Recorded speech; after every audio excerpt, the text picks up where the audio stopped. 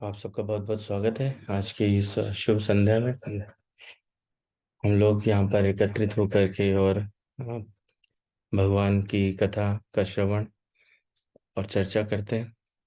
तो ये बड़े ही सौभाग्य की बात है। और राधा रानी माता सीता की अहेतु की कृपा है कि हम लोग ऐसे इकट्ठा होकर के और भगवत स्मरण में अपना समय बिताते हैं।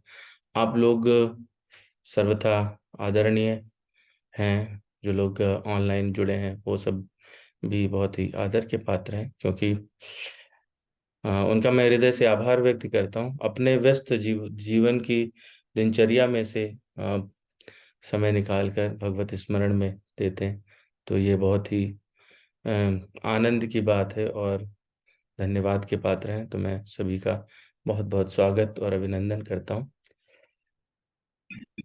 तो हम लोग जो है वो अ,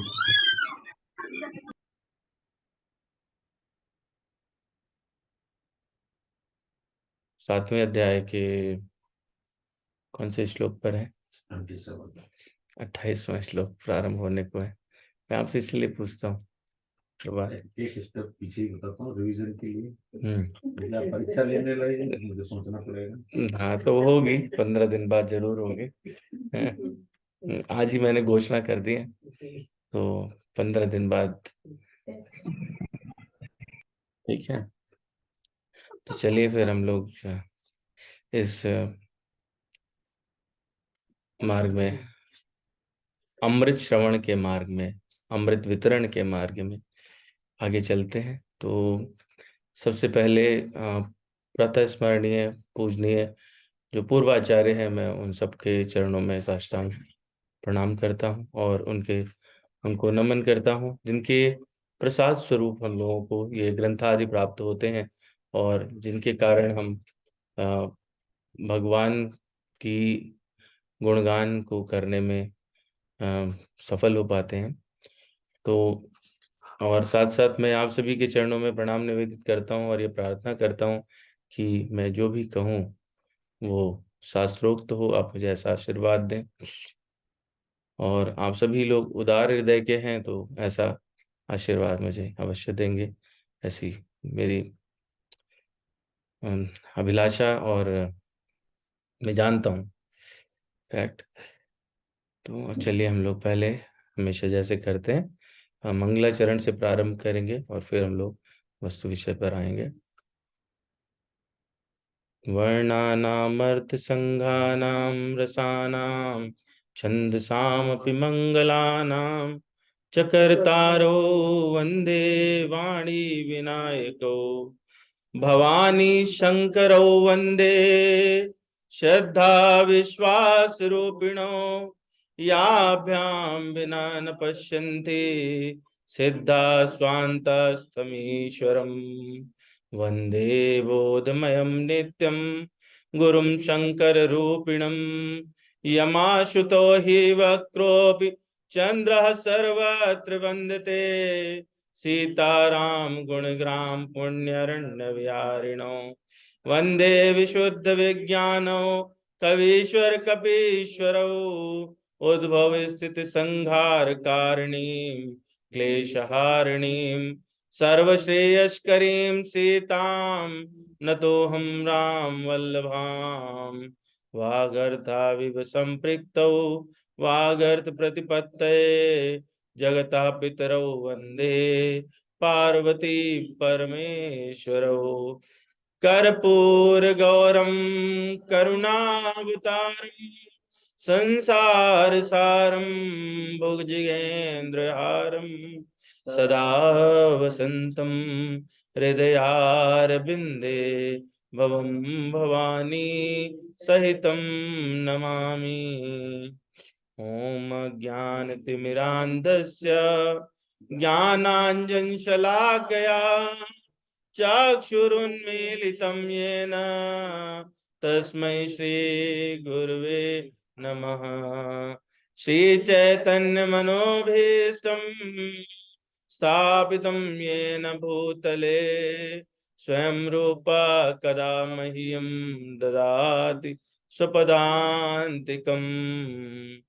वन्देऽहं श्रीगुरोः श्रीयुतपदकमलं श्रीगुरून् वैष्णवांश्च श्रीरूपं साग्रजातं सगण रघुनाथान्वितं तं सजीवं साद्वैतं सावधूतं परिजन सहितं कृष्ण चैतन्य देवं श्री राधा कृष्ण पादान सगण ललिता श्री विशाखान्वितांश हे कृष्ण करुणा सिंधु दीन बंधु जगतपते गोपेश गोपिका कांत राधा कांत नमोस्तुते तप्त कांचन गौरांगे राधे वृंदावनेश्वरे वृषभानुसुते देवी प्रणमामि हरिप्रिये वाञ्छाकल्पतरुभ्यश्च कृपा सिन्धुभैव च पतितानां पावनेभ्यो वैष्णवेभ्यो नमो नमः। श्री कृष्ण चैतन्य प्रभु नित्यानंद श्री अद्वैत गदाधर श्रीवासादि गौर भक्त वृंद हरे कृष्ण कृष्ण कृष्ण हरे हरे हरे राम राम राम हरे हरे शांताकारं भुजगशयनं पद्मनाभं सुरेशं विश्वाधारं गगनसदृशं मेघवर्णं शुभांगं लक्ष्मीकान्तं कमलनयनं योगविरजानगम्यं वन्दे विष्णुं सर्वलोकैकनाथं यं ब्रह्मा वरुणेन्द्र रुद्रमरुतः स्तुवन्वन्ति दिव्यै स्तवैर्वेदैः साङ्गपदक्रमोपनिषदैर्गायन्ति यं सामगाः ध्यानावस्थित तद्गतेन मनसा पश्यन्ति यं योगिनो यशान्तं नाविदुः सुरासुरगणा देवाय तस्मै नमः। गुरुर्ब्रह्मा गुरुर्विष्णु गुरुर्देवो महेश्वरा गुरुर्साक्षात् परब्रह्म तस्मै श्री गुरवे नमः। ओम वेदाय गुरुदेवाय विद्महे परम गुरवे धीमहि तन्नो गुरु प्रचोदयात्। ओम परम तत्वाय नारायणाय गुरुभ्यो नमः। ओम गुम गुरुभ्यो नमः। ओम गुरुभ्यो नमः। बोलिए गुरुदेव महाराज की जय। बोलिए श्री वृंदावन बिहारी लाल की जय। श्री श्री राधा श्याम सुंदर भगवान की जय। श्री सीताराम भगवान की जय। श्री अखिल ब्रह्मांड नायक रघुवीर भगवान की जय। पवन सुत हनुमान की जय। उमापति महादेव की जय। तो हम लोग जो है वो श्लोक संख्या 27 पिछली बार चर्चा की थी। तो क्या था श्लोक संख्या 27? क्या था?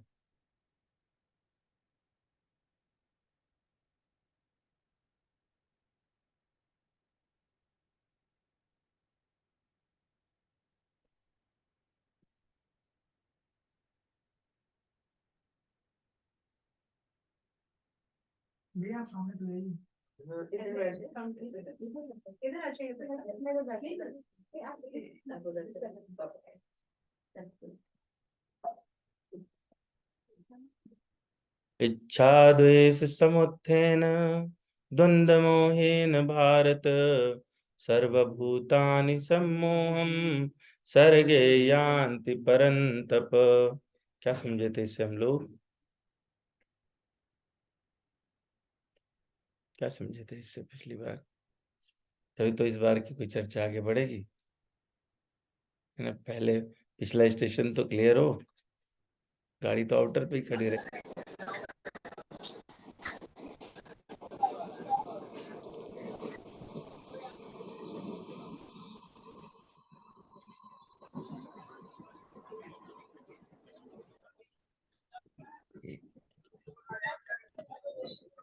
इस श्लोक में तो भगवान ने ऐसा कुछ नहीं किया है ना। इस श्लोक में तो भगवान ने ऐसा नहीं कहा। आपके पास कोई different श्लोक है क्या?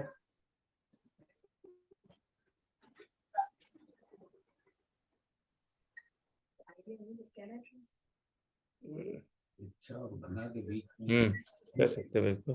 द्वंद्व आ जाता है बीच में, और होना भी आवश्यक है।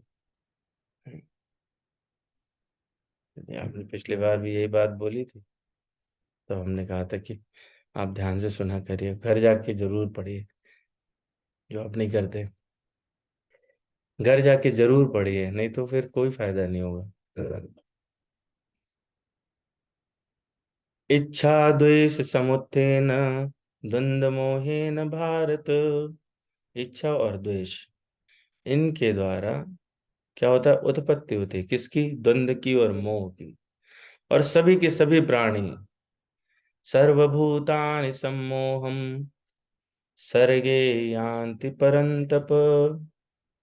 इसी के द्वारा इच्छा और द्वेष, उससे द्वंद्व और मोह उत्पन्न होता है, जिससे मोहित होकर सभी प्राणी भगवान से विमुख हो जाते हैं। और इस बात पे चर्चा हुई कि दो ही चीजें होती हैं हमारे पास, दो ही ऑप्शन है, विमुक्ता और सन्मुक्ता। दोनों ऑप्शन एक साथ जब साइमल्टेनियसली यूज करते हैं, संसार से विमुक्ता, भगवान से सन्मुक्ता, तो हमारा कल्याण हो जाता है। यदि हम दोनों ही चीजें संसार में लगा देते हैं, संसार से ही सन्मुक्ता और संसार से ही विमुक्ता, तो ऐसे में सन्मुक्ता के कारण राग उत्पन्न होता है और विमुक्ता के कारण द्वेष उत्पन्न होता है। यदि पहले वाला जो कि आइडियल कंडीशन था, यानी भगवान से सन्मुक्ता और संसार से विमुक्ता, तो हमको क्या होता, भगवान से भक्ति या प्रेम उत्पन्न होता और संसार से वैराग्य। इस मार्ग में आगे बढ़ने के लिए हमको वैराग्य की भी आवश्यकता है और भगवान से प्रेम या भक्ति की भी आवश्यकता है। लेकिन हम लोग उल्टा कर देते हैं, उस उल्टा करने के कारण राग और द्वेष उत्पन्न हो जाते हैं, जो मोहित करके रखते हैं और उसी में मनुष्य फंसा रहता है, बार बार जन्म लेता है, अनेक अनेक जन्म उसको प्राप्त होते हैं। वो समझ ही नहीं पाता, ईश्वर अंश जीव अविनाशी चेतन अमल सहज सुख राशि। उसको समझ नहीं आता कि वो तो ईश्वर का अंश था। जैसे ईश्वर अविनाशी है, उनका विनाश नहीं होता, ऐसे ही जीव भी अविनाशी है। वो चेतन है जैसे भगवान है, अमल है, मल रहित है, और सहज सुख राशि। सहज सुख जो है वो सहज स्वभाव ही है उसका सुख का। क्यों? क्योंकि भगवान है सच्चिदानंद स्वरूप, जो सत्य है, चित है और आनंद है। तो ऐसा स्वरूप हो जिनका, उनसे जो निकला, जिस पेड़ से जो बीज निकलेगा उसी प्रकार का फल देगा, तो वो सहज सुख राशि है। लेकिन ये मोह उत्पन्न हो जाने से, जो कि किससे उत्पन्न हुआ, द्वंद से। द्वंद कौन सा, इच्छा। इच्छा और द्वेष का द्वंद, उससे वो इस बात को भूल जाता है और विभिन्न योनियों में ऐसे ही विचरता रहता है।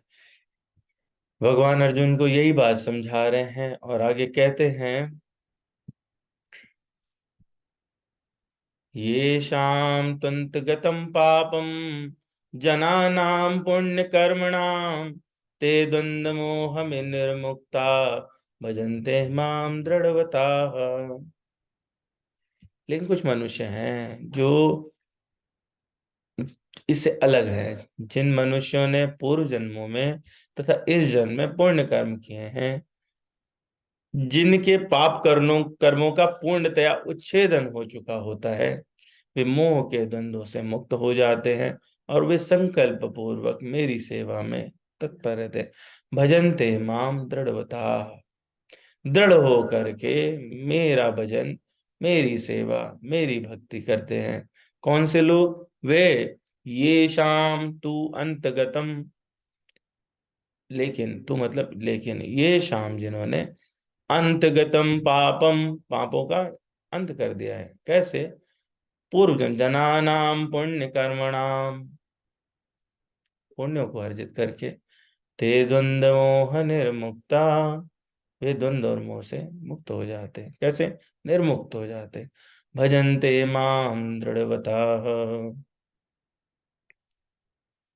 27वें जो श्लोक था उसमें अर्जुन के मन में आया कि जब प्रत्येक व्यक्ति, संसार का प्रत्येक जीव इच्छा और द्वेष रखता है, क्योंकि जो जन्म हुआ जीव का इस धरती पर, संसार में आया भगवत लोक को छोड़ के, तो वो इच्छा के कारण ही आया था। कौन सी इच्छा थी? भोग की इच्छा थी। उसने भगवान से ही द्वेष किया कि मुझे भी भोग चाहिए, जैसा भोग आप भोगते हैं मुझे वैसा भोग चाहिए। भगवान ने कहा तथास्तु, जाओ भोगो। पर उस भोग के साथ में पैकेज में उसको इस संसार में माया का आवरण भी मिलता है, क्योंकि जो भोग है वो किसके लिए बना है? वो भगवान के लिए बना है, जिसको जीव भोगने का प्रयास करता है। तो जब आप दूसरे के सामान पे अतिक्रमण अतिक्रमण करेंगे तो क्या होगा? उसकी पनिशमेंट मिलेगी, है ना। तो वो जो भगवान के भोग की बात थी, वो स्वयं के भोग को समझ करके उस मोह में फंस जाता है। और वो इच्छा द्वेष का द्वंद्व हम लोगों ने पिछली बार काफी चर्चा की, तो उसमें पूरे जीवन फंसा रहता है। तो अर्जुन को लगा कि इस भ्रम से कोई कैसे बाहर आ सकता है और आपको जान सकता है। तो भगवान ने दो बातें बताई, जिनके पापों का नाश हो गया हो और जिसने पिछले और वर्तमान के जीवन में पवित्रता और पुण्य से कर्म किया हो। तो ये दो बातें जो है वो बहुत ही आवश्यक हैं। तो आइए हम लोग इनको समझने का प्रयास करते हैं कि कैसे कैसे जो है वो पापों की जड़ को काटते हैं और कैसे पुण्य के मार्ग में आगे बढ़ते हैं। क्या पुण्य इकट्ठा कर लेने से हमारा काम हो जाता है? तो भगवान ने क्या कहा? ये शा तू अंत, तो जो लिखा है ना वो तू है। तू मतलब लेकिन, किंतु, है ना। ये शाम तंतगतम पापम जनानाम पुण्य कर्मणाम, ये शाम तू अंतगतम। अगर किसी ने ये निश्चय कर लिया कि मुझे तो भगवान की तरफ चलना है, भगवान से ही सन्मुख रहना है, तो अगर भगवान की सन्मुख रहे, सन्मुख मतलब भगवान को ही देखना, उनके सामने खड़े रहना, हर समय भगवान को ही स्मरण करना। तो कोई अगर व्यक्ति ऐसा जिसने दृढ़ता से सोच लिया हो, तो उससे क्या होगा? जब आप भगवान के सन्मुख हो जाएंगे तो संसार से क्या हो जाएगा? स्वाभाविक विमुक्ता हो जाएगी। और स्वाभाविक विमुक्ता होने के कारण जो पापों का काम है वो सारा कहाँ से हो रहा है? वो तो संसार से हो रहा है। तो स्वाभाविक रूप से वो पापों की जड़ खत्म होने लगेगी, क्योंकि भगवान से विमुक्ता ही पापों का खास कारण है। तो भगवान से सन्मुख होने से ही जो है आपका काम आधा हो जाता है।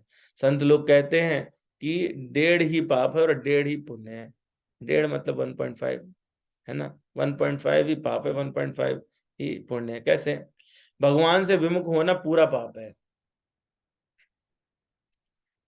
और दुर्गुण दुराचार में लगना आधा पाप है।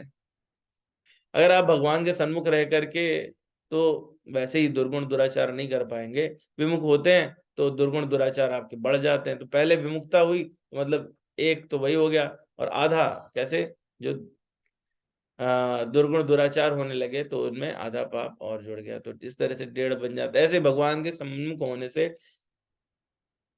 1, और सद्गुण में जब आप भगवान के सन्मुख होंगे तो सद्गुण सदाचार में लगेंगे तो आधा 1.5, यानी भगवान से सन्मुख होना 1.5 और भगवान से विमुख होना फिर 1.5। जैसे ही आप घूमते हैं वैसे ही 1 + 0.5 आपको मिलने लगता है।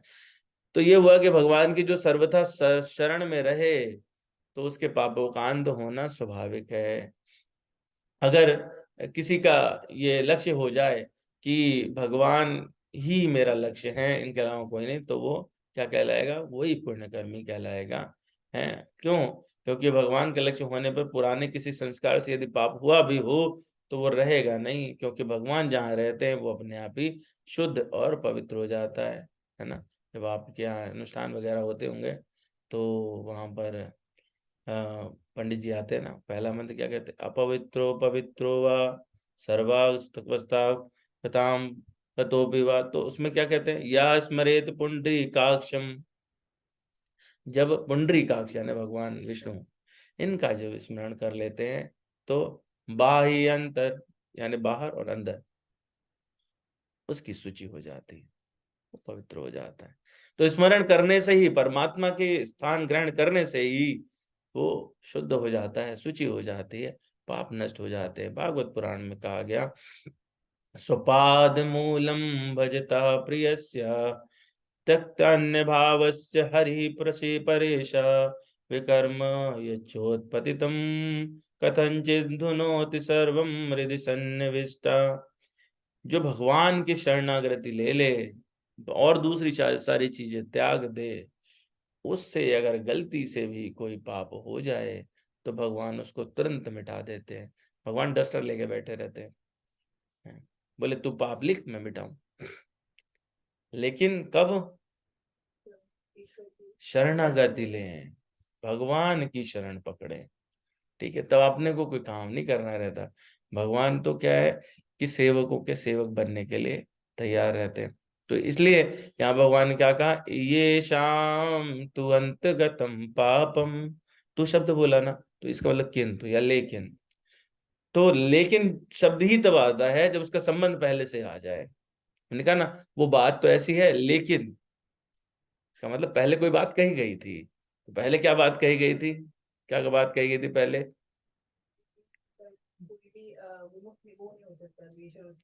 इच्छा द्वेष समुत्थेन द्वंद्व मोहेन भारत, ये बात कही थी भगवान ने।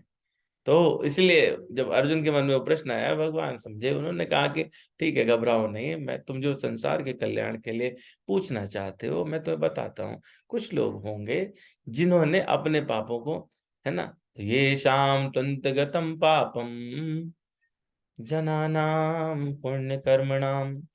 तो जो लोग इच्छा द्वेष से उत्पन्न मोह में आकर भगवान का भजन नहीं करते, उनकी गति भगवान ने बताई। अब वो कह रहे लेकिन कुछ लोग ऐसे भी हैं जो इससे विमुक्त हो जाते हैं। और वो जैसे विमुक्त होते हैं वो कैसे होते हैं? तो उसमें जो संतों ने भेद किया, 3 प्रकार के उपासक बताए। भगवान ने पहले कहा, श्लोक संख्या 16 इसी अध्याय की, उन्होंने कहा चतुर्विधा भजन्ते माम। लेकिन संतों के हिसाब से जो ये कैटेगरी है, वो 3 तरह के भक्त होते हैं।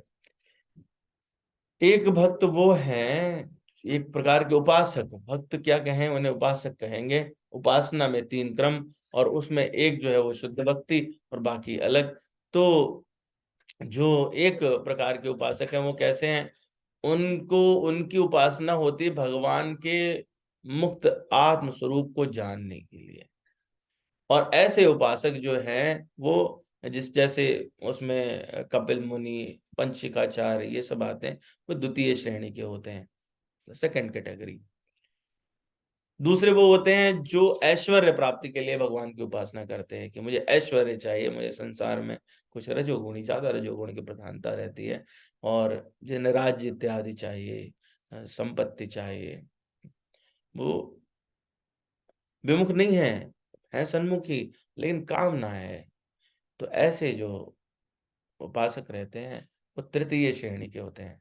तो द्वितीय श्रेणी हो गई, सेकंड क्लास, थर्ड क्लास। और एक होते हैं प्रथम श्रेणी के उपासक। प्रथम श्रेणी के उपासक कौन से हैं? जो सिर्फ भगवान की प्राप्ति के लिए भगवती, उन्हें कुछ और चाहिए नहीं, भगवत प्राप्ति ही उनका लक्ष्य है, एकमात्र लक्ष्य है। ये उपासक प्रथम श्रेणी में आते हैं, जिसकी चर्चा भगवान ने श्लोक 16 के बाद में कही। तो श्लोक 16 में भगवान ने क्या कहा? चतुर्विधा भजन्ते माम जना सुकृतिनो अर्जुन। यहाँ पर भी वही बात है, सुकृतिनो का मतलब, हम लोगों ने सुकृत के विषय में चर्चा की थी। क्या होते हैं सुकृत? सुनते नहीं है सब।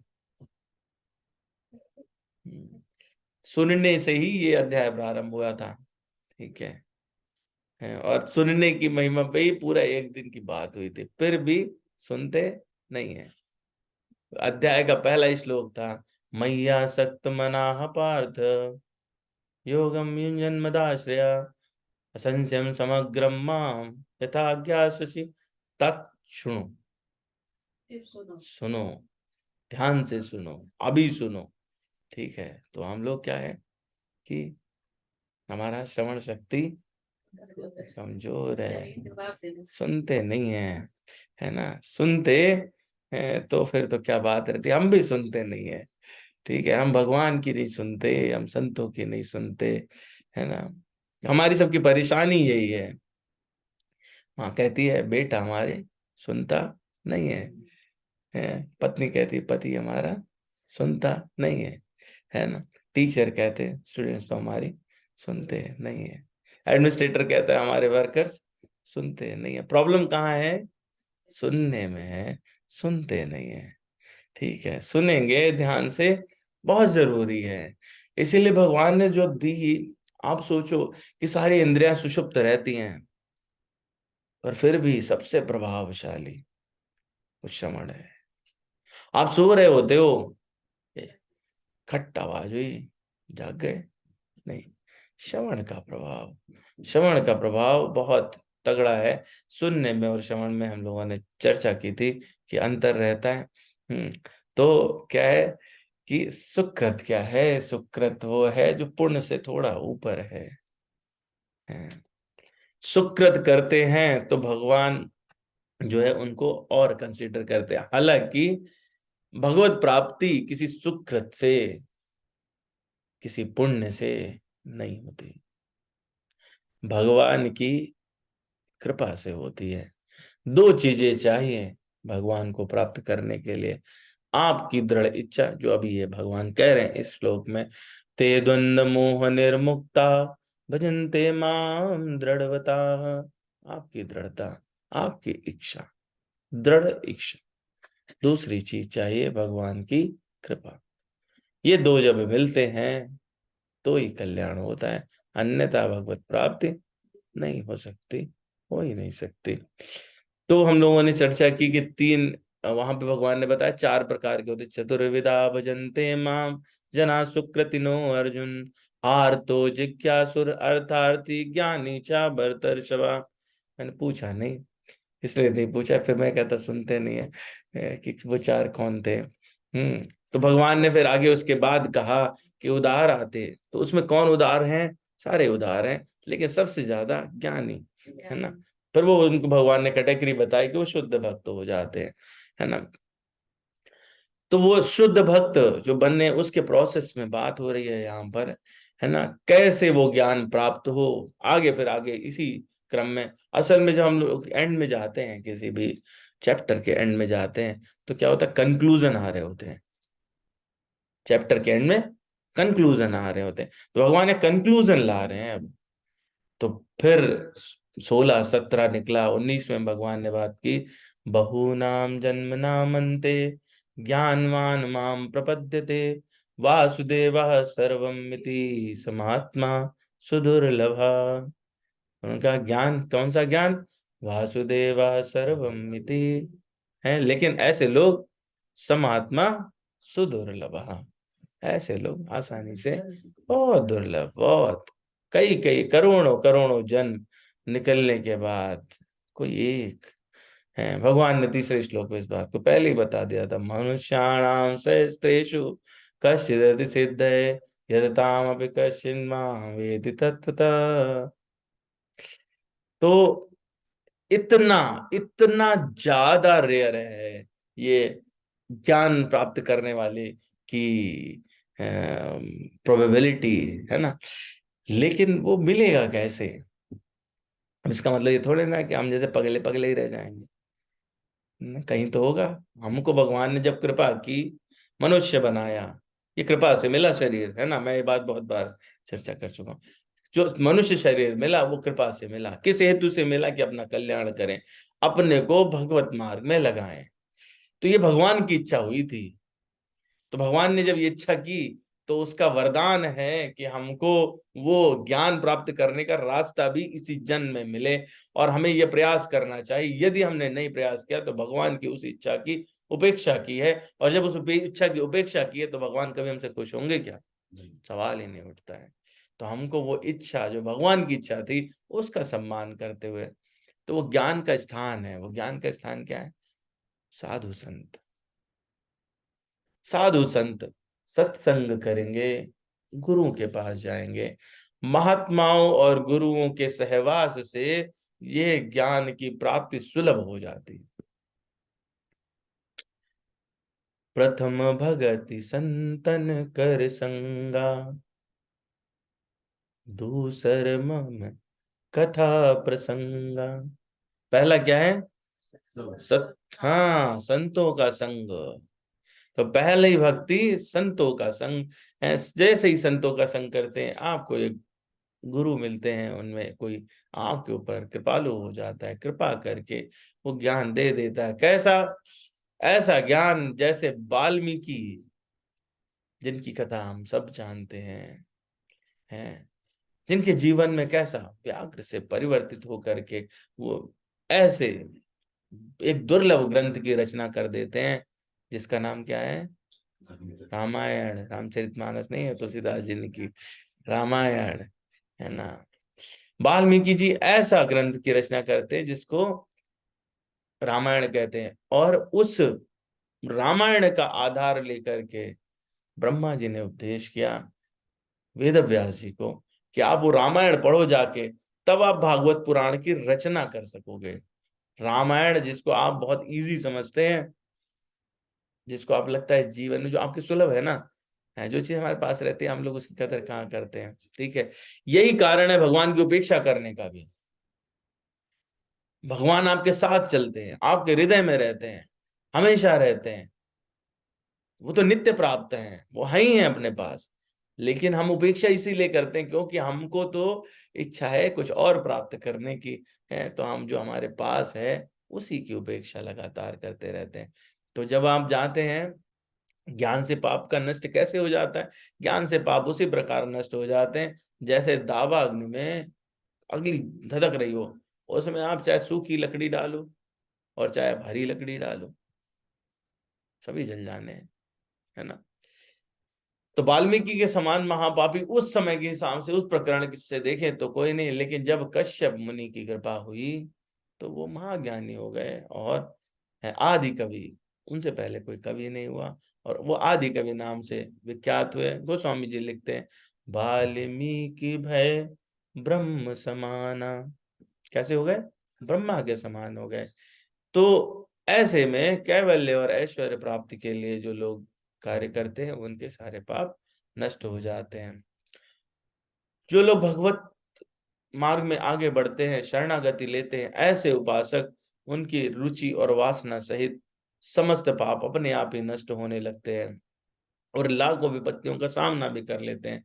वो द्वंद्व और मोह से निर्मुक्त हो जाते हैं। जैसे कि प्रहलाद महाराज, 5 वर्ष की आयु का बालक, भगवान से रति हुई,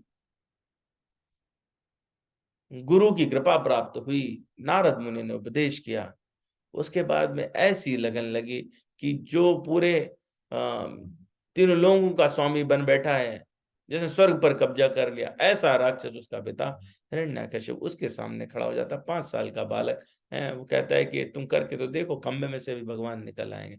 और भगवान उसके संकल्प को पूरा करने के लिए खंबा फाड़ के बाहर आ जाते हैं। तो वो अपने व्रत से रंच मात्र भी टस से मस नहीं होते।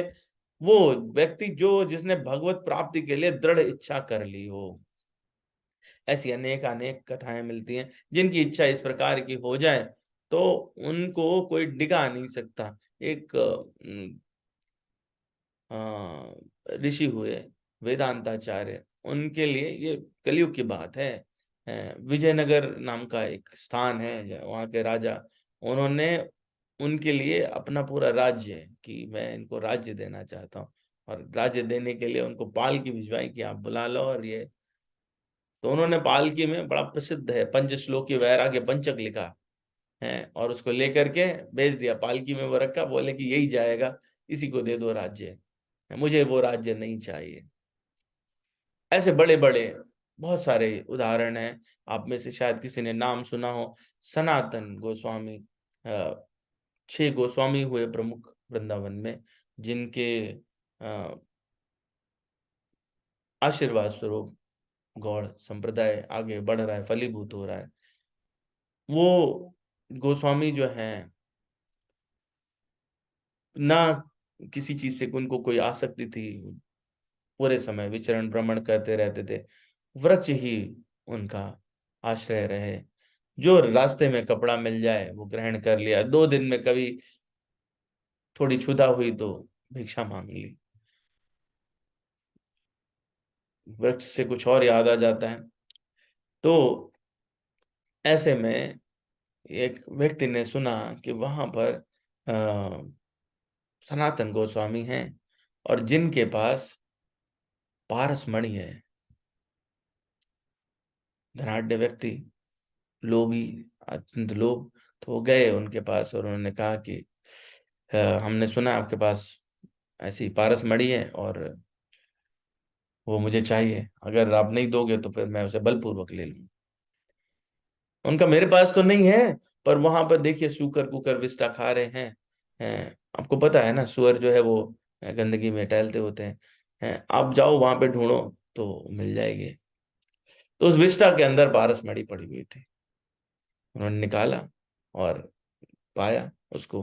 उसके बाद ले गए तो पारस मणि जानते हैं उसका ये रहता है कि जिस चीज में भी टच करें पर्टिकुलर मंत्र बोलना रहता है, और वो क्षण में तब्दील हो जाता है। बड़ा धन उससे उत्पन्न हुआ।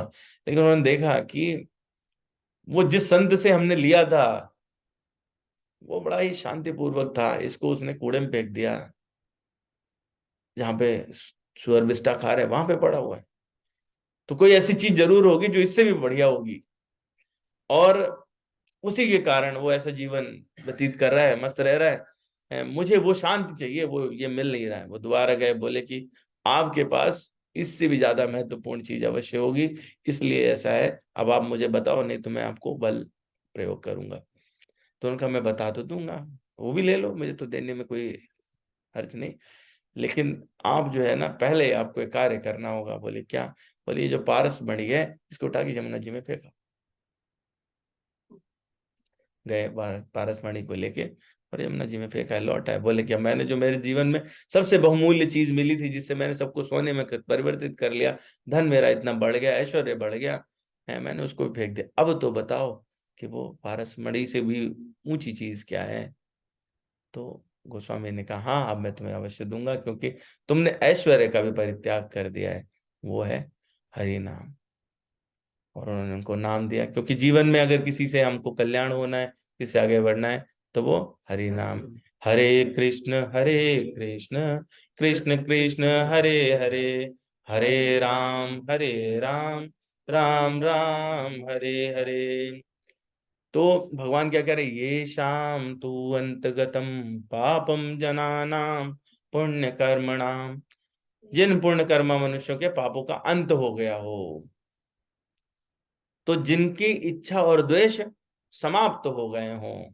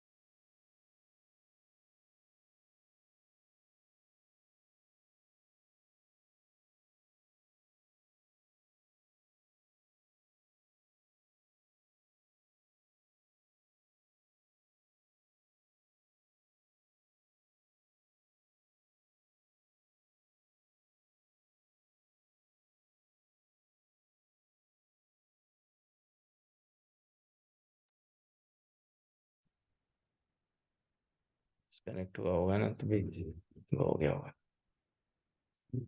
तो बात ये कह रहे थे कि किसी को अगर बीमारी हो गई और उसको इच्छा है कि वो ठीक हो जाए, इच्छा शक्ति होने से वो तीव्रता से ठीक हो सकता है, लेकिन उसको मेडिसिन की आवश्यकता रहती है। वो मेडिसिन जो है उसकी बहुत जरूरत है, और साथ में डॉक्टर्स प्रिकॉशन बताते हैं। तो मेडिसिन भी चाहिए, प्रिकॉशन भी चाहिए। मेडिसिन क्या है? मेडिसिन है नाम जप, हरि नाम। श्री राम जय जय राम, श्री राम जय जय राम। और 4 प्रकार के प्रिकॉशन हैं जो चाहिए। धर्म के 4 पांव होते हैं। धर्म का स्वरूप वृषभ का स्वरूप बताया गया, जिसके 4 पैर हैं। और पहला पैर जो है वो दया स्वरूप में रहता है, दूसरे पैर को तपस्या बोलते हैं, तीसरे पैर को सत्य, और चौथे पैर को पवित्रता। ये चार रहें तो वो व्यक्ति धर्म के मार्ग में आगे बढ़ेगा। है तो क्या प्रिकॉशन चाहिए? 4 नियम जो संतों द्वारा वैष्णव संप्रदाय में विशेषकर बताए जाते हैं। पहला, मांसाहार का त्याग कर देना। मांसाहार में मांस, मछली, अंडा, लहसुन, प्याज ये सब आता है। साथ साथ ये भी प्रिकॉशन बताया जाता है कि अभक्तों द्वारा तैयार किया हुआ भोजन भी ग्रहण नहीं करना चाहिए। ठीक है, क्योंकि उससे कॉन्शियसनेस ट्रांसफर होती है। भगवान की प्रसन्नता के लिए विशेष रूप से जो तैयार किया हुआ, अर्पित किया हुआ भोजन प्रसाद रहे, वही ग्रहण करना चाहिए। उसके अलावा कोई भी चीज ग्रहण नहीं करनी चाहिए। तो पहला हो गया मांसाहार का त्याग करना। दूसरा हुआ नशे का त्याग करना, किसी प्रकार का नशा, जिसमें शराब, गांजा, अफीम, तंबाकू, पान, सुपारी, चाय, चाय भी, कॉफी भी, और कैफीन युक्त पदार्थ भी, इनका भी त्याग कर देना चाहिए।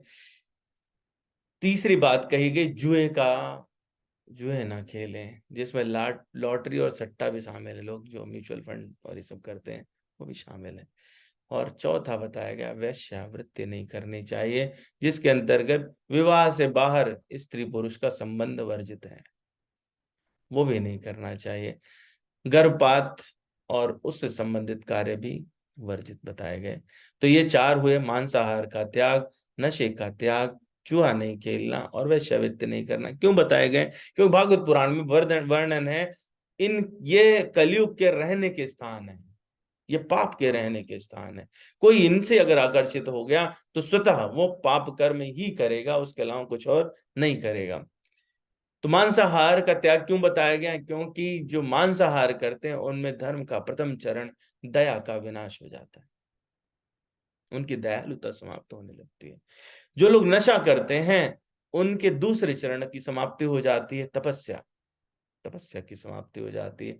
जो जुआ खेलते हैं उनके तीसरे चरण का विनाश हो जाता है ना वो। और चौथा होता है वैश्यावृत्ति, जिससे धर्म का चौथा चरण पवित्रता, उसका विनाश हो जाता है। तो इससे क्रमशः पहला चरण दया, दूसरा चरण तपस्या, तीसरा चरण सत्य, और चौथा चरण पवित्रता, इन चारों का नाश हो जाता है।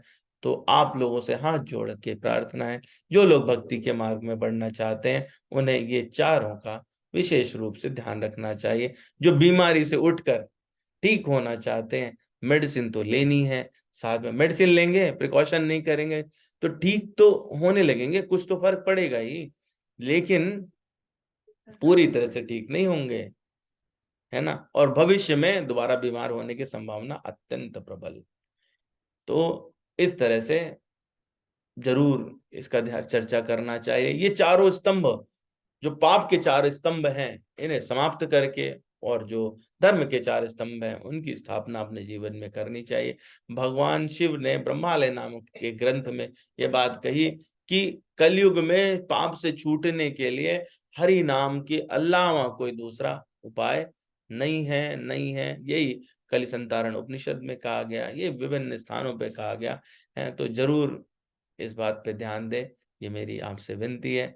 भगवान आगे कहते, ते द्वंद्व मोह निर्मुक्ता भजन्ते माम दृढ़वता। तो यहाँ पर 2 शब्द भगवान ने प्रयोग किए हैं, द्वंद्व और मोह। द्वंद्व क्या है? द्वंद्व किसे कहते हैं? द्वंद्व क्या है? अच्छे और बुरे में या दो चीजों में जब कॉन्फ्लिक्ट होता है, अपने अंदर मन में जब डिस्कशन चलता है, ये करें ना करें। दो विपरीत विचारों का उत्पन्न होना, है ना, अपोजिट, दोनों अपोजिट बात, द्वंद्व। मोह क्या है? भगवान ने दोनों शब्द अलग कहे ना, द्वंद्व मोह निर्मुक्ता, तो द्वंद्व अलग होगा, मोह अलग होगा। पिछले में भी भगवान ने कहा था ना, इच्छा द्वेष समुत्थेन द्वंद्व मोहेन भारत, है ना। तो वहां पे भी भगवान, तो द्वंद्व से मोह अलग है, द्वंद्व की वजह से मोह उत्पन्न होता है ना। तो ये जो विपरीत विचार अपने मस्तिष्क में आए, उनकी वजह से दुविधा उत्पन्न हुई, और वो दुविधा ही मोह है। तो इन दोनों का प्रभाव क्या है कि भजन में ये बाधा करते हैं। अब द्वंद्व किसी प्रकार का हो सकता है, द्वंद्व तो अनेक अनेक प्रकार के हो सकते हैं, हम लोग भक्ति से संबंधित बात करेंगे। बाकी तो संसार में सब द्वंद्व ही है, द्वंद्वात्मक संसार ही है। पूरा संसार सिर्फ द्वंद्व से ही बना है, उसके अलावा कुछ और है ही नहीं, द्वंद्वात्मक है, पूरा द्वंद्वात्मक है। लेकिन जो हम लोगों को आता है ना, कि हम भगवान की भक्ति करें कि नहीं करें, भक्ति करने से क्या लाभ होगा, है, बताते हैं इतना नाम जपो, नाम जपे कि नहीं जपे, कहते हैं माला से जपो, है, माला से जपे कि हाथ से ही कर लें कि मन में ही कर लें, ऐसे बहुत सारे विचार। तो ये सारे जो द्वंद्व है ना, वो क्या करते हैं, वो हमको पीछे की तरफ खींचते रहते हैं। विज्ञान की दृष्टि से लोग जो पढ़ लिख गए, हमारे जैसे जो मूर्ख लोग हैं, जिन्होंने एमसीएच वेमसीएच कर लिया और वो संसारिक दृष्टि से कुछ हो गए, तो कहते हैं अरे ये सब तो झूठ है, इसमें क्या है, तो सिर्फ भावना है, भावनात्मक हो गए वो, इसकी वजह से राम राम कर, इससे करने से क्या हो गया, तो शब्द है। तो ये सारे जो द्वंद्व हैं, अगर हमारे मन में ये भी आता है कि मान लो मैं भक्ति करूंगा, तो फिर मैं अपने परिवार को कैसे आगे बढ़ाऊंगा, उसमें समय चला जाए, कमाना जो है, पैसा कैसे कमाऊंगा, उतनी कमाई नहीं हो पाएगी। उससे भी कुछ लोग आगे बढ़ जाते हैं, बोले मान लो मैं कमाता भी रहूं, भक्ति भी करूं, तो बाकी लोग देखेंगे, तो वो कहेंगे कि अरे ये क्या बेवकूफी वाले काम, इतना पढ़ लिख करके इसकी तो बुद्धि मारी गई है, ये भी ऐसे काम करे, धोती कुर्ता पहन के चल देता है, तिलक भी लगा लेता है, अजीब आदमी है यार ये तो। बहुत अच्छी बात है। तो मतलब अस्पताल बताओ, धर्मनिरपेक्ष जगह है, वहां पर भी चला जाता है इस प्रकार से। ऐसी बहुत सारी बातें, तो ये मन में जो है बहुत सारे, मतलब अनेक अनेक प्रकार के द्वंद्व आते हैं।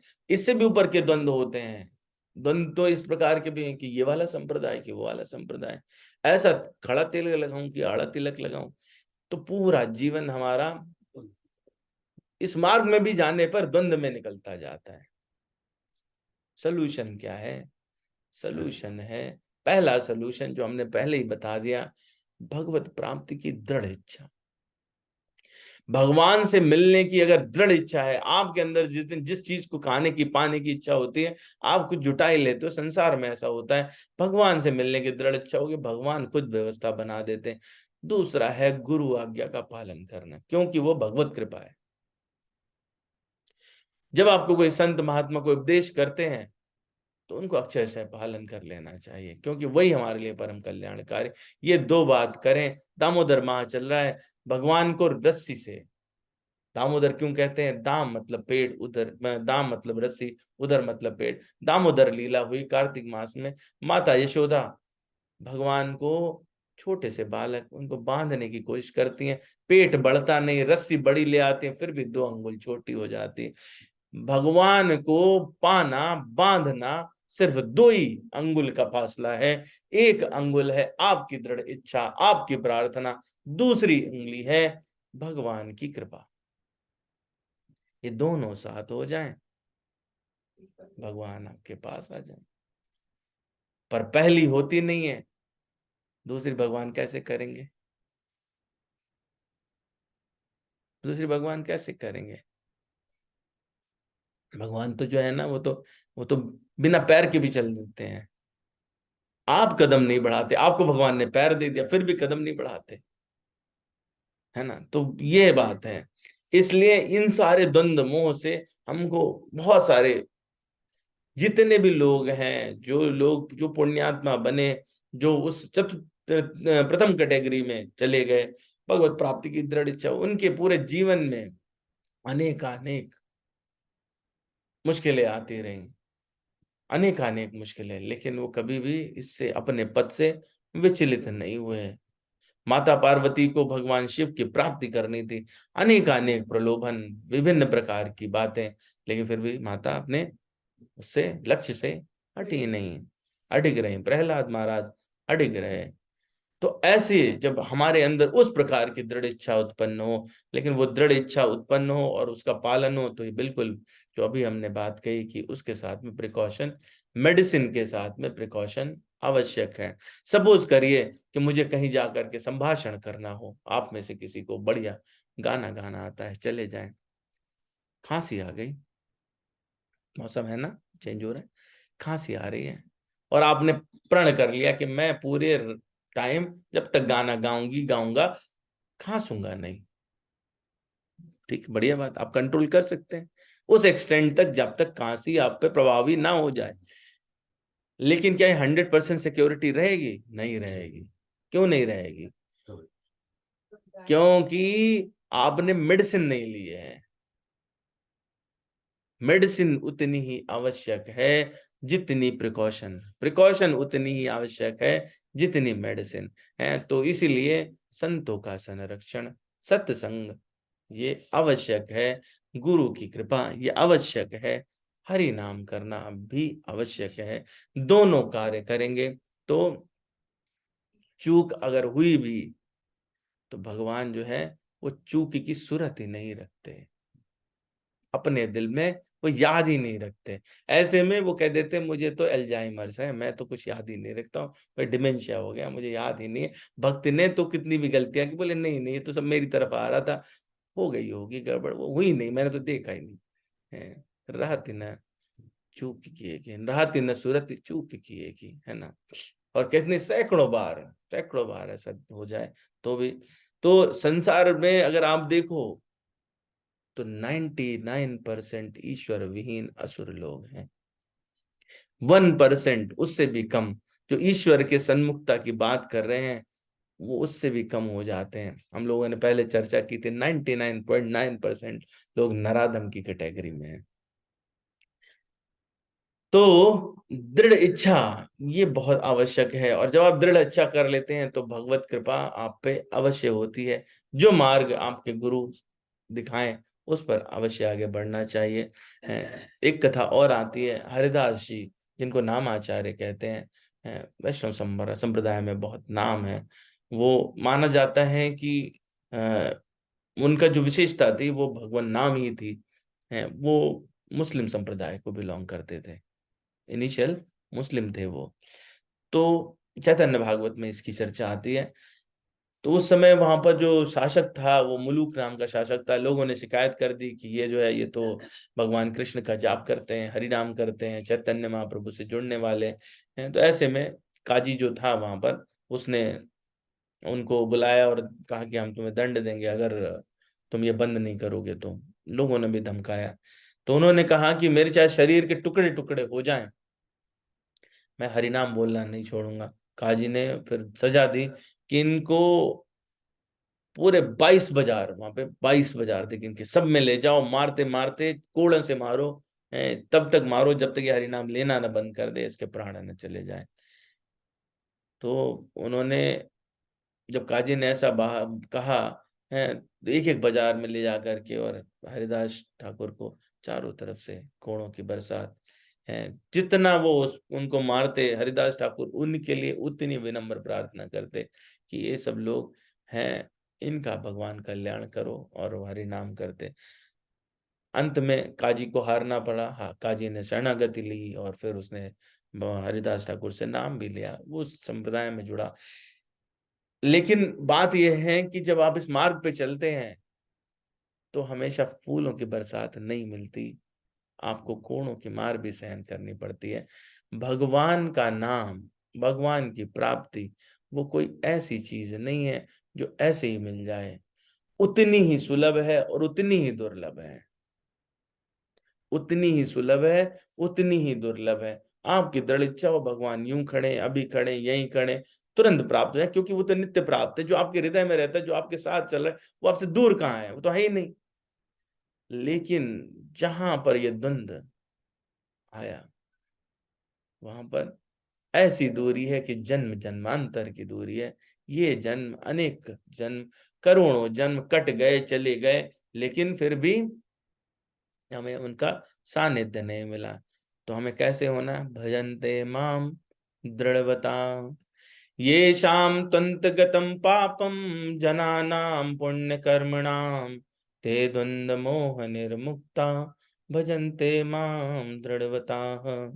दृढ़वत होकर के भगवान का भजन करना है। दृढ़वत होने का मतलब क्या है? कि भगवान को सर्वव्यापी, सर्वाधार, सर्वशक्तिमान, सबके आत्मा, परम पुरुषोत्तम समझना है, बाहर से अंदर से श्रद्धा पूर्वक सब कुछ उनकी सेवा में लगा देना है। सब कुछ, अपनी बुद्धि, मन, शरीर की सारी इंद्रियां, उनके तत्व का निश्चय करिए, मन से उनके गुण के विषय में सोचें, उनके प्रभाव स्वरूप और लीला का चिंतन करें, वाणी से उनके गुणों का कीर्तन करें। कीर्तन खाली ये नहीं है कि हम लोग जो है वो ढोलक लेकर के गाएं। कीर्तन का मतलब है कि हम लीला के विषय में चर्चा करें, कोई आपने सत्संग सुना उसके विषय में चर्चा करें। और बड़ी सुंदर बात है कि हमेशा ना विरोधाभासी चीजें रहती हैं, पर एक की प्रमुखता जब आप कर देते हैं, दूसरी अपने आप ही दब जाती है। जब 24 घंटे आप सत्संग में लगाएंगे, जब 24 घंटे आप भगवान नाम चिंतन में लगाएंगे, जब 24 घंटे भगवान का कीर्तन करेंगे, जब उनके रूप लीला धाम की चर्चा करेंगे, तो कुसंग की स्थिति कहाँ रहेगी? रहेगी नहीं। पाप की स्थिति कहाँ रहेगी? रहेगी नहीं। तो बस अपने पास में जो है हमको उसको इस्तेमाल कर ले। हमें तो ये भी नहीं सोचना है। दो तीन प्रश्न आते हैं, पहला है परमात्मा, दूसरा है जीव, तीसरा है संसार। परमात्मा जो है वो कौन है, क्या है, कहाँ रहता है, ऐसे द्वंदात्मक प्रश्न में फंसेंगे। परमात्मा है, मेरा है, और मैं जीव हूं, जैसा भी हूं परमात्मा का हूं। और संसार तो सर्वथा त्याज्य है, क्योंकि ये तो हमारे लिए बना ही नहीं था, भोग के लिए नहीं। जीव बना था सेवा के लिए, संसार की सेवा, भगवान की सेवा, हमारा कार्य इतना ही। बहुत ही सिंपल, इसी रास्ते पे बढ़ेंगे, जरूर भगवान की प्राप्ति हो जाएगी। मैं जो कह रहा हूँ वो संतों के मुख से निकली हुई बात है, अपनी बात नहीं कह रहा हूँ। हैं, स्वामी राम सुखदास जी बिल्कुल ऐसे ही बोलते थे। तो वो करेंगे तो उनके शब्दों के हिसाब से, उनके कहने के हिसाब से जरूर भगवत प्राप्ति हो सकेगी। भगवान के सन्मुख होना ही सबकी कुंजी है, क्योंकि भगवान की सन्मुखता ही पुण्यों का मूल है, भगवान की विमुखता ही पापों का मूल है। तो अगर ये बात हमारे मन में बैठ जाए कि हम भगवान के सन्मुख रहें, नित्य उनका ध्यान स्मरण करें, अपने शरीर को लगाएं उनकी सेवा में, जैसे महाराज अम्बरीश सब कुछ होने के बावजूद भी भगवान की सेवा में लगे रहे हैं, तो भगवत प्राप्ति जरूर होती। दुर्वासा ऋषि जो खुद भगवान के भक्त थे, उनसे नाराज हो जाते हैं और उनके श्राप देने की अवस्था में सुदर्शन चक्र उनके पीछे पड़ जाता है। वापस आकर के भक्त के चरणों का सहारा लेना पड़ता है। ये एक लीला है, कभी ऐसे नहीं सोचें इसको कि दुर्वासा मुनि जो थे वो इतने अज्ञानी थे, और ये भी हमारे मन में ऐसी भावनाएं आती हैं। ये लीला है, महापुरुष हमारे लिए ऐसी लीलाएं करते हैं ताकि हम लोग उसको समझ सकें, महत्व को समझ सकें। जैसे होता है ना, एक स्टेज परफॉर्मेंस होती है, स्टेज परफॉर्मेंस है, और वो स्टेज परफॉर्मेंस को हम लोग राग द्वेष में ना कन्वर्ट करें। तो हम लोग अगर इस तरह से लगेंगे तो आप संसार से स्वतः विमुख होने लगेंगे, क्योंकि आप भगवान के सन्मुख हो जाएंगे। और उससे क्या प्राप्त होगा? उससे जो अपने को प्राप्त होगा वो स्थिति जो सर्वंग जी की हुई, मैंने इसको बरबस डाला है, जानबूझ के डाला, ताकि हम लोग जो है वो चलते चलते थोड़ा आनंद ले सकें। सर्वंग जी के आश्रम में भगवान रघुवीर आने वाले हैं, और सर्वंग जी की जाने की तैयारी, सर्वंग ऋषि जो हैं वो, उनके लिए विमान आया, ब्रह्मलोक की प्राप्ति हो रही है उनको। उनको कहा गया कि आपको तो इंद्र का राज्य मिल सकता है, स्वर्ग आदि प्राप्त हो सकते हैं, आप चाहो तो नेक्स्ट ब्रह्मा बन सकते हो। उनको पता चला कि भगवान आने वाले हैं, बोले सब ले जाओ ब्रह्मलोक, ब्रह्मलोक, अपन को कुछ नहीं चाहिए, मुझे तो सिर्फ भगवत दर्शन करने, भगवान ही चाहिए, भक्ति चाहिए। कह मुनि सुन रघुबीर कृपाला, शंकर मानस राज मराला। जात रहो बिरंच के धामा, सुनो श्रवण बन आए हैं रामा। जात रहो बिरंच के धामा, ब्रह्म लोग जा रहा था, लेकिन सुना, सुनो श्रवण, सुने उ श्रवण, दो शब्द गोस्वामी जी ने इस्तेमाल किए हैं। सुनना अलग बात, श्रवण अलग बात। श्रवण करिए। सुने उ श्रवण बन आए हैं रामा, चितवत पंथ रहो दिन राती, अब प्रभु देख जुड़ानी चाँद। यही काम करना है। किस मार्ग से भगवान मिलेंगे उसका चिंतन, उस पर ध्यान, एक टक ध्यान, तो भगवान के दर्शन अवश्य होंगे, शांति अवश्य प्राप्त होगी। अब प्रभु देख जुड़ानी चाहती, नाथ सकल साधन में ही ना, किन्हीं कृपा जान जन दीना।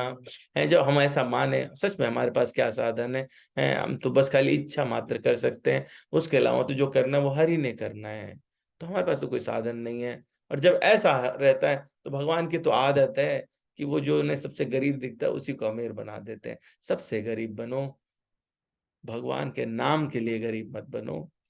वैसे साधन कुछ है नहीं, सिर्फ भगवान की ओर। सो कछु देव न मोहिनी होरा, निजपन राख्यो जन मन चोरा, तब लग रहा हूँ दीन हित लागी, जब लगे मिलाओ तुम्हारी तनु त्यागी। तब तक रहो। कब तक? जब तक शरीर का त्याग न हो जाए। जोग यज्ञ तब जप तब व्रत कीन्हा, प्रभु कहे दे भगति भरली। जितना इकट्ठा किया जीवन में सब भगवान को अर्पित कर दिया। हमारे जीवन का उद्देश्य यही होना चाहिए, वैसे ही अपना कुछ नहीं है। ये तो चर्चा बहुत बार कर चुके हैं। ये जो पंच भूतों से शरीर बना, ये तो पहले से ही थे ना, भगवान के बनाए। प्रकृति किसकी बनाई हुई? भगवान की बनाई हुई, पहले से ही थी। इन्हीं से हमारा शरीर बना, तो किसका बना? किसका हुआ? भगवान का हुआ। इंद्रिया हमारी जो हम कहते हैं, वो इंद्रिया किसकी हुई? भगवान की हुई। संसार भगवान का, इंद्रिया भगवान की, शरीर भगवान का, तो जो उससे मिलेगा वो किसका हुआ? भगवान का हुआ। तो वो पहले से ही है, हमें तो सिर्फ ये बात कहनी भर है, ये तो तुम्हारा तेरा तुझको अर्पण, क्या लागे माए। बस सिंपल है ना। तो जोगे जंग जब तब व्रत कीन्हा, प्रभु कह दे भगत बरलीना। यही विधि सर रचि मुनि सर भंगा, बैठे हृदय छाड़ी सब संगा। सीता अनुज समेत प्रभु नील जलद तनु श्याम, मम ही बसो निरंतर सगुण रूप श्री राम। हमारी जो इच्छा होनी चाहिए वो यही होनी चाहिए कि भगवान राम सीता सहित, लक्ष्मण सहित हमारे उसी रूप में हमारे हृदय में विराजमान हो जाए निरंतर, उनसे हम आह्लादित होते रहे। इसके अलावा कोई और वैसे तो सही सही देखा जाए तो ये भी इच्छा नहीं है, भगवान तो सहज दे देते हैं, है ना। तो अगर कोई इच्छा नहीं रहे तो, लेकिन हम लोग इच्छा से ही उत्पन्न हुए, तो वो इच्छा जाती नहीं है, वो बहुत आखिर तक रहती है। तो इस इच्छा में भी कोई बुराई नहीं है, क्योंकि जब ये इच्छा है तो आखिर में ये सहज साधना में अपने आप कन्वर्ट हो जाती है। कोई इच्छा किसी प्रकार की नहीं रह जाती। आप लोगों का बहुत बहुत धन्यवाद, बहुत बहुत साधुवाद है। कुछ जो भी कहा वो अपने सिर्फ वाणी के वेग को शांत करने के लिए कहा, वैसे कुछ आता जाता नहीं। तो अब हम लोग जो है वो अ, क्या करेंगे? हम्म, चौपाई कहेंगे, लेकिन मैं उससे पहले चाहता हूँ कुछ लोग ऑनलाइन है, उनसे कुछ कमेंट ले लिए जाए, है ना। कोई कुछ कहना चाहते हैं तो जरूर कहें। कोई त्रुटि सुधार हो, मैंने कुछ गलत कहा हो तो ऐसे में अवश्य कहें। और मुझे लगता है कि आज हमारे साथ मैडम हैं। कुंज भाई सादर प्रणाम। हरे कृष्णा।